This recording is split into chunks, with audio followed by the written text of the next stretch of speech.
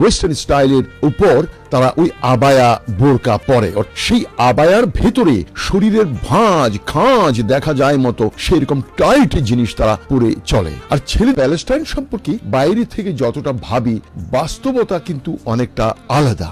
আজকে আমি আপনাদের নিয়ে চলেছি প্যালেস্টাইনের রামাল্লাহ শহরের এক শপিং মলে। রামাল্লাহ হচ্ছে প্যালেস্টাইনের অ্যাডমিনিস্ট্রেটিভ ক্যাপিটাল। এখানে এসে প্যালেস্টাইনের মানুষের দৈনন্দিন জীবনযাপন আর তাদের ফ্যাশন ধারা দেখে আমি অবাক হয়েছি।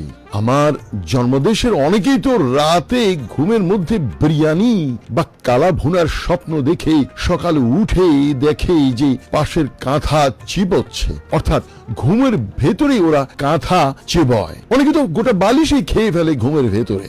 তারপরেও ফেসবুক খুললেই দেখি বিশাল বিশাল লেকচার, পৃথিবী কিভাবে চালানো উচিত সেই উপদেশের কোনো শেষ নেই।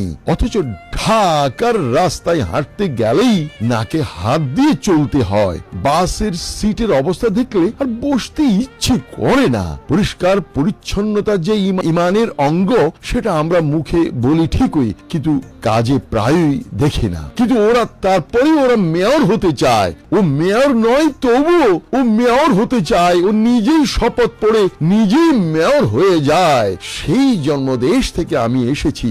প্যালেস্টাইন সম্পর্কে বাইরে থেকে যতটা ভাবি, বাস্তবতা কিন্তু অনেকটা আলাদা। এখানে মানুষজন আধুনিক পোশাক পরতে খুব স্বাচ্ছন্দ্য বোধ করে, বিশেষ করে আমেরিকান ডিজাইন, আমেরিকান ব্র্যান্ড এরা পরে থাকে।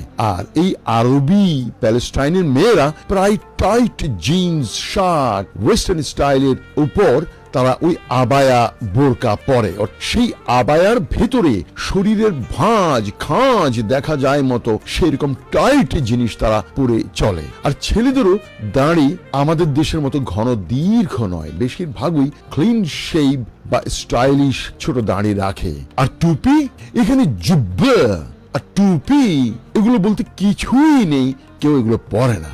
শপিং মলের ভেতর দেখে মনে হয় যেন ইউরোপের কোনো মল। দোকানগুলোতে আধুনিক সব ব্র্যান্ড, তরুণ তরুণীরা ব্যস্ত শপিং আর আড্ডায়। দেশটা রাজনৈতিক দিক থেকে যতই চাপে থাকুক না কেন, এখানকার মানুষ জীবনের স্বাভাবিকতা ধরে রাখার চেষ্টা চালিয়ে যাচ্ছে। ওদের কাছে আমেরিকান ব্র্যান্ড হচ্ছে সবচেয়ে পছন্দের। ওদের পাশাপাশি আমার জন্মদেশের কথাও মনে হলো। তাই বলি, চলুন আমরা নিজের শহর, নিজের রাস্তা, নিজের পরিবেশকে আগে ভালো রাখি আর অন্য দেশের মানুষদের জীবনযাত্রা থেকে শিখি, তাদের ইতিবাচক দিকগুলো নিজেদের মধ্যে নিয়ে আসি। এখন চলুন আপনাদের একটু শপিং মলের ভেতরটা ঘুরে ঘুরে দেখায়। দেখুন প্যালেস্টাইনের মানুষের মুখে কত হাসি, তাদের ফ্যাশন আর জীবন উপভোগ করার ছোট ছোট চেষ্টা।